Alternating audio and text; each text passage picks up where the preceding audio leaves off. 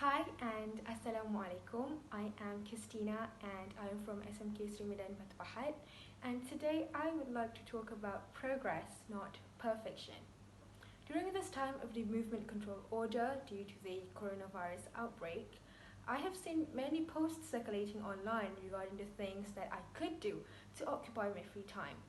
I've been told by this list that I should be learning a new language, that I should start playing an instrument, that I should start baking. And on top of that, I have teachers telling me that I should be doing my homework, that I should be doing 9 hours revision a day because SPM is around the corner.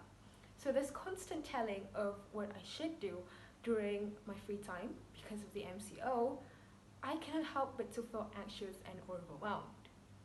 From my own personal experience, when I see people posting online regarding the things that they have proudly achieved, such as how many books they've read, how many hours of revision they've done, how many cakes they've baked, I cannot help but to feel really low and start comparing myself to them because I'm not achieving as much.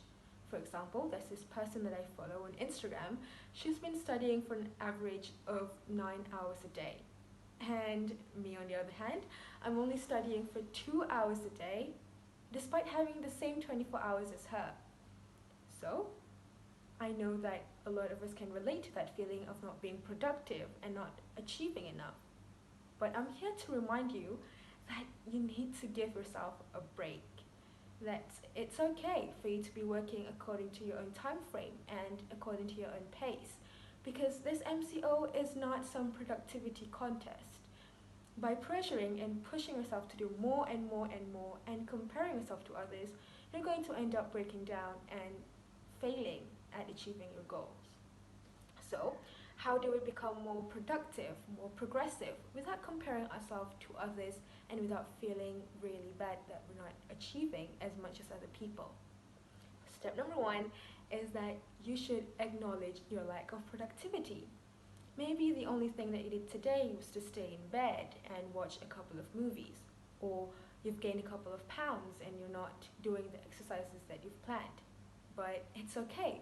Maybe the constant indulgence of food and the movie marathon was very much needed for you, and it's a form of self-care. Step number two is that you have to comfort yourself. Tell yourself that it's okay to have a couple of non-productive days, to not be doing as much. And then, step number three, you have to push that restart button. Start planning your days ahead. Start planning the things that you could do next week, tomorrow, or even today. But when it comes to planning, you have to remember and remove that mentality that you have to do everything perfectly. Focus on baby steps that are progressive instead of trying to achieve perfection on the very first attempt. So remember, we're focusing on progress, not perfection. If you strive for perfection on the very first few attempts, you're going to end up in a disappointment because of the failure. So, progress is the key to being successful. That's it for me today. Remember, progress, not perfection. Thank you.